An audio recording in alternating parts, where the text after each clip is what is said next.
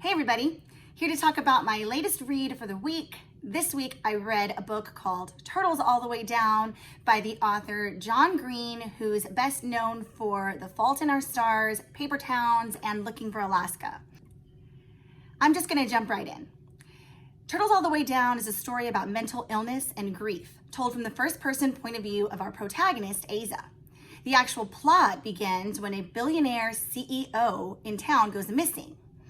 And Asa's best friend, Daisy, the quirky sidekick, is exhilarated by the idea of actually solving this mystery. And not only that, but there's $100,000 reward money that's been put up. This billionaire, he left behind two sons who were motherless. Davis is the oldest, who's also Asa's age, and coincidentally, they know each other from a SAD camp, having both lost parents. So they have an in. So as you may have guessed, when the girls go talk to Davis, they get in with him, they become friendly with him, and a spark ignites between Asa and Davis, and a little bit of a romance forms there. So I'm not gonna tell you anymore if they solve the mystery and what happens. You're gonna have to read it to find out. This week, I'm gonna do things a little bit differently. I actually did a buddy read with my bestie. And so we're going to talk to you about what we liked about the book and what we would like to critique about the book. And since my bestie liked the book more than I did, she's gonna start us off with one of her likes first. Well, hello, I am said bestie. My name is Kara and I work alongside Vanessa, also teaching high school English. I'm so excited to be doing this. I've been wanting to do book talks for a while now, but when Vanessa asked me, hey, do you want to do a buddy book talk? I couldn't turn her down. I feel like it's a really nice and easy transition for someone like me who's never done anything like this before. And so I'm just so excited to be doing this today. So let's get to it.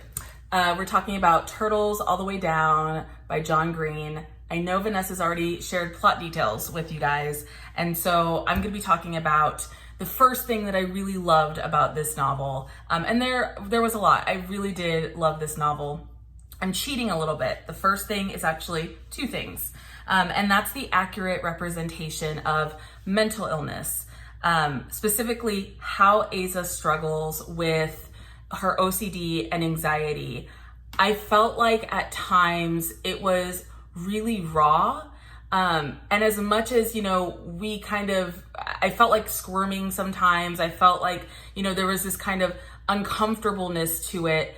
I still couldn't look away. And I felt like that was really powerful. Because regardless of background, I feel like we've all shared some of those same thoughts that she has and those feelings and moments of anxiousness.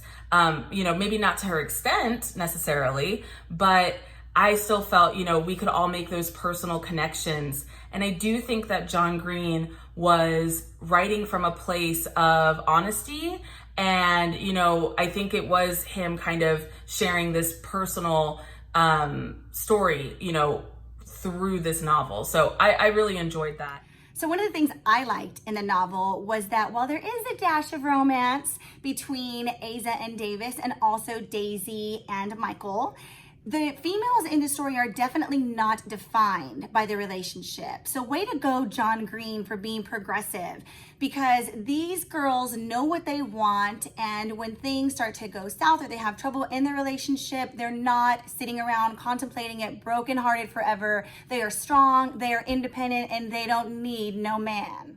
The second thing is the depiction of grief throughout the novel.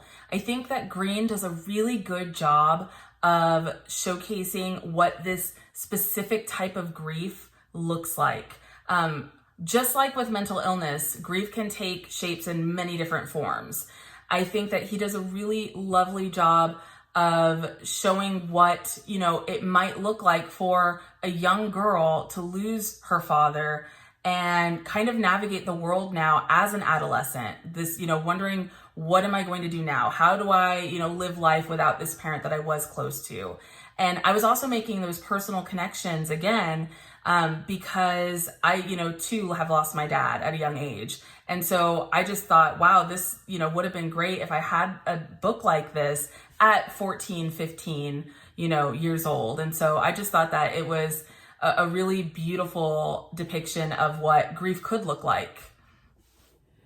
Okay, so one of my critiques is I know this is a work of fiction. I know that we just have to sometimes accept that it's not going to be extremely real and forgive the author. But where are these kids?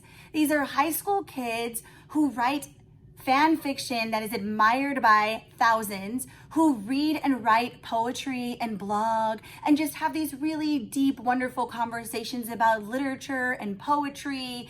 And one of them is an artist who happens to have an art show in town in high school. So where are these kids? How do they meet, and are they running in the same circle? I want to teach them. So I'm like, not very believable. So critique for me. Critiques. I've got none. I really liked it through and through. I feel like with any novel, it can start off slow, but yeah, that's a lot of them, right?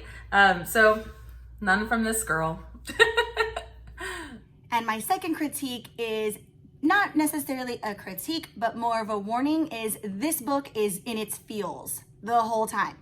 Remember, it's about mental illness and it's told from Aza's perspective. So you are literally trapped in her brain for the entire story. So you can imagine what that would feel like, or maybe you can't, for one with mental illness to be in that brain. And so when I started reading, it was just really sad and melancholy the whole time, and I wanted it to pick up and it just never quite did. So that was a critique for me, or at least I thought it never quite did. That it's just really kind of sad throughout. Trigger warnings. So if you are someone who has struggled with a mental illness or knows someone who has struggled with mental illness, maybe this is not the book for you, because maybe you don't want to have to relive those emotions all over again. But maybe that's exactly the reason why you would want to pick a book like this up. For cathartic reasons, or because of those connections to Aza and what she goes through. And so overall, can I rate this book a 3.7? Is that a thing out of 5? Probably a 4 out of 5 for me. I really liked it. I don't know if it was because of all of those personal connections like I was telling you earlier, or if it was my first time reading YA in a really long time.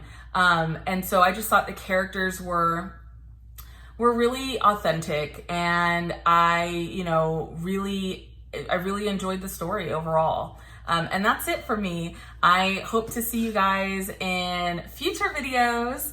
And I'm so excited. This is my first one.